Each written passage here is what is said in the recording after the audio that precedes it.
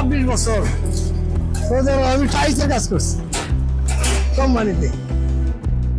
26 বছর পরে আমার মালিকের কোম্পানি বন্ধ হয়ে গেছে। বন্ধ হয়ে যাওয়ার পরে আমি দেশে এসে করছি। দেশে আসার পরে গ্রামে গিয়ে কিছু কাজ করলাম, করার পরে ভালো লাগে না কিছু কাজ। পরে ঢাকাতে ছেলে মেয়ে আমার এলাকায় আসছি, আইসা ঘুরে ঘুরে দেখলাম যে এই কাজ দেখে দেখে মোটামুটি একটু ভালো লাগলো। পরে এই কাজেই ঢুকছি আর কি করতেছি।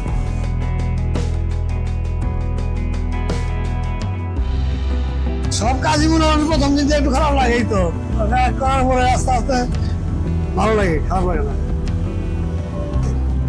ওয়াশার এলে ওয়াশার করে আজকে ওয়াশার হইতেছে শিখলাম। এই আগে দেখলাম কিছুদিন 2 দিন দেখছি, লক্ষ্য করছি, পরে একটু একটু পারি আর কি, পুরাটা পারি না।